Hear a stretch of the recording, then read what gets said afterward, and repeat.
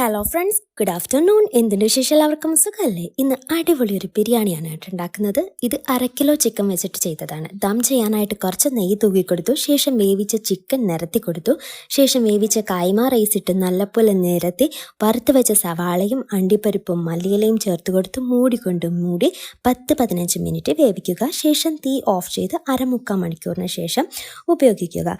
അങ്ങനെ ബിരിയാണി ദം ചെയ്യാനായി വെച്ച് കൊടുത്തു. ഇനി ഇളയ മോനെ സ്കൂളിൽ നിന്നും ചെയ്യണം കേട്ടോ. പ്രയറും കൂടി കഴിഞ്ഞിട്ട് പോകാമെന്ന് കരുതി. അങ്ങനെ പ്രയറും കഴിഞ്ഞാണ് ഇറങ്ങുന്നത്.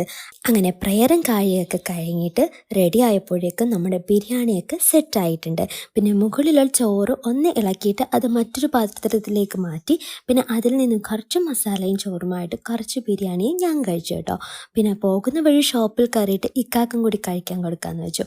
അങ്ങനെ ഇക്കാക്ക് വേണ്ടിയിട്ടുള്ള ഫുഡും സെറ്റാക്കി ഞാനും റെഡി ആയിട്ടുണ്ട് കേട്ടോ. വീട്ടിൽ നിന്നും ഇറങ്ങി പിന്നെ ഷോപ്പിൽ പോയിട്ട് ഇക്കാക്ക് ഫുഡും കൊടുത്ത് അവിടെ നിന്ന് മോൻ്റെ സ്കൂളിലേക്ക് പോയി. മോനെയും പിക്ക് ചെയ്ത്, നല്ല വെയിലുണ്ട് കേട്ടോ. അവന് ഉച്ചയ്ക്ക് 1 മണി വരെയുള്ള ക്ലാസ്. പിന്നെ അവന് സ്പീച്ച് തെറാപ്പി ഉണ്ടായിരുന്നു, അതിനും കൊണ്ടുപോയി. പിന്നെ അവിടെ നിന്ന് നേരെ പോയത് നമ്മുടെ വീട്ടിലെ ലവ് ബേർഡ്സിനും പ്രാവനും ഒക്കെ വേണ്ടിയിട്ടുള്ള ഫുഡ് മേടിക്കാനാണ്. ഇവിടെ ഇതൊക്കെ നോക്കി കുറേ നേരം നിൽക്കാൻ നല്ല രസമാണ്. കുറേ ഫിഷ് ഉണ്ട് ഇവിടെ. പിന്നെ അക്വേറിയം ഒക്കെ കൊടുക്കാൻ വെച്ചിട്ടുണ്ട്. അക്വേറിയത്തിലിടുന്ന വെറൈറ്റി ഓഫ് പ്ലാന്റ്സ്, പിന്നെ ബേർഡ്സ്, ആനിമൽസിന് കൊടുക്കുന്ന ഫുഡെല്ലാം ഇവിടെ ഉണ്ട് കേട്ടോ. അവിടുന്ന് ഫുഡ് മേടിച്ച് ഞങ്ങൾ നേരെ പോയത് റിലയൻസിലോട്ടാണ്. ഇവിടെ ഞങ്ങൾ വീക്ക്ലി പർച്ചേസിങ്ങിന് വരും കേട്ടോ.